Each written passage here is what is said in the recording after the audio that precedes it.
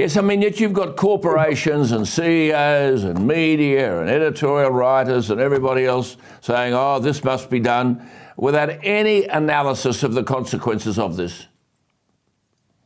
Well, that's right. It's a very deep concern. As you rightly identify, we have the big corporates, the major media organisations, big banks and financial institutions, both sides of politics that are promoting the voice to Parliament, firstly without any understanding of the historical or cultural implications this will have on our nation.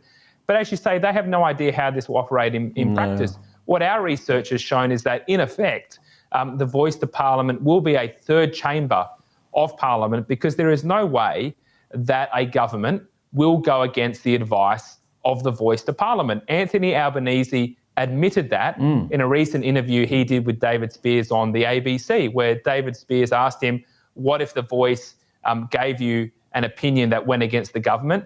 And Albanese responded saying it would be a very brave government that would go against the advice of the voice, which is basically saying it's going to be a third chamber of government, and it will undermine the normal process of policymaking in the Parliament. Now, the other point to make here, Alan, is advocates of the voice say it will only have a very narrow remit, but that is false, because every single issue is an Indigenous issue, because Indigenous Australians are Australians, whether it's tax, welfare, transport, education, health. All of these issues will be subject to an effective veto power by the voice. Because they affect every Australian. I mean, to take another point here, and which we almost will get belted over the head, but I don't think it's controversial to say that welcome to country is no different from welcome to my home. If I knocked on your door, you would say, oh, welcome, Alan, come in, which means you're telling me it's not really your place, but you can come in with my permission.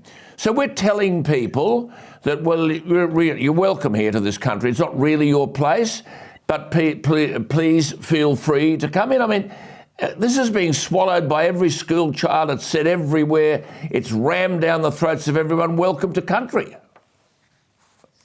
It is, Alan, and it gets to this deeper issue, which is that school children are told to be ashamed of our nation and our history and our culture. They're told that our history is one of continued racism and oppression. Yeah. They're not told about how Australia is a great nation, that the values that we all have in common, freedom, democracy, fairness, tolerance, egalitarianism, these are the values that have made us the nation we are today.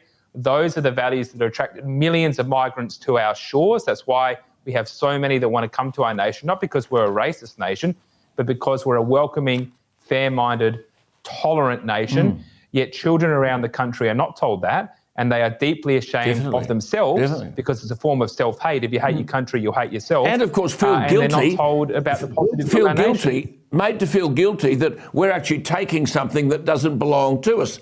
I mean, this, forget all the other rhetoric about this. This is an Indigenous-only voice inserted into the Constitution. So separate political and legal rights to one group of Australians based on race. I mean, how is that going to do anything other than divide us? It won't, Alan. It will divide us permanently by race. Even just asking the question will divide us, because if Australians vote no, then that will be used as a cudgel by the governing class to prove, quote unquote, that we are racist. Yep. And of course, if we vote yes, then we'll have this race-based body in our constitution forever. I mean, this cannot be abolished by Parliament. It is there forever. The other point that I would make is, what practical difference is this going to make on the ground? You know, the fundamental building blocks of a decent, dignified life do not depend on the colour of your skin. We all know that you need to have kids in schools, adults in work, crime-free suburbs and communities, access to critical social infrastructure. Those are the building blocks of a decent life. We all know that. Everybody knows that. Governments need to get on with the job rather than engaging this identity politics and putting it in our constitution.